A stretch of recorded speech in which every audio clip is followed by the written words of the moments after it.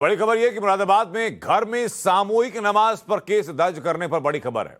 AIMIM अध्यक्ष असदुद्दीन ओवैसी ने घर में नमाज पर केस दर्ज करने को गलत बताया और इसे धार्मिक आजादी के अधिकार पर चोट बताया। ओवैसी ने कहा कि इस तरह से केस दर्ज कराना दिखाता है कि मुस्लिमों को दबाया जा रहा है। आपको बता दें कि उत्तर प्रदेश में मुरादाबाद के गांव दुल्हेपुर का यह मामला है, जहां 26 लोगों पर केस दर्ज हुआ है।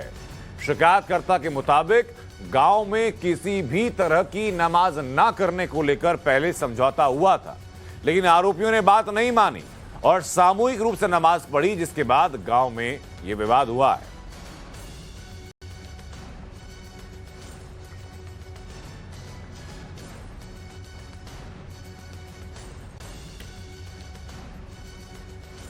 आप क्या डिमांड करते हैं? डिमांड क्या कर रहे हैं? डिमांड क्या है कि मेरे को आर्टिकल 25 में फ्रीडम ऑफ रिलीजन है। मैं अपने जाती मकान में वहाँ पर उस गांव के जिम्मेदारों की बात ये तय हुई थी कि जुम्मे की नमाज वो पढ़ रहे हैं। अभी क्या है उसमें? आप नहीं पढ़ना नमाज, ये क्या बात है? पुलिस कह रही है कि न्यूसेंस क्रिएट हो रहा है। अरे 1980 से न्यूसेंस नहीं क्रिएट हो रहा, अब कैसा क्रिएट हो रहा है भाई?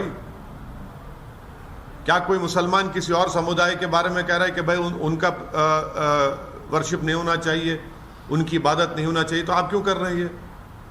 आखिर अब अगर मैं घर में नमाज नहीं पढ़ूंगा तो कहां पढ़ूंगा? रोड पे पढ़े तो आप बोलते रोड पे नहीं पढ़ सकते, जबकि सुप्रीम कोर्ट ने कह दिया कि भाई नमाज आप कहीं भी पढ़ सकते।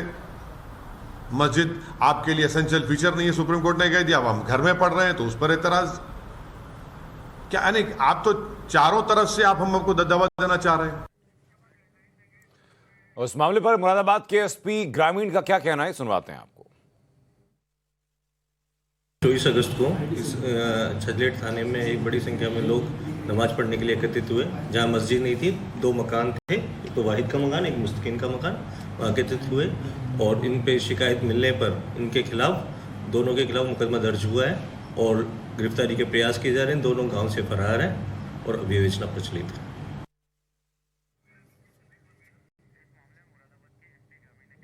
और एसपी ग्रामीण ने क्या कहा, सुनवाते हैं आपको। 24 अगस्त को इस छजलेट थाने में एक बड़ी संख्या में लोग नमाज पढ़ने के लिए एकत्रित हुए। जहां मस्जिद नहीं थी, 2 मकान थे, एक तो वाहिद का मकान, एक मुस्तकीन का मकान, वहाँ एकत्रित हुए और इन पे शिकायत मिलने पर इनके खिलाफ, दोनों के खिलाफ मुकदमा दर्ज हुआ है और गिरफ्तारी के प्रयास किए जा रहे हैं। दोनों गाँव से फरार हैं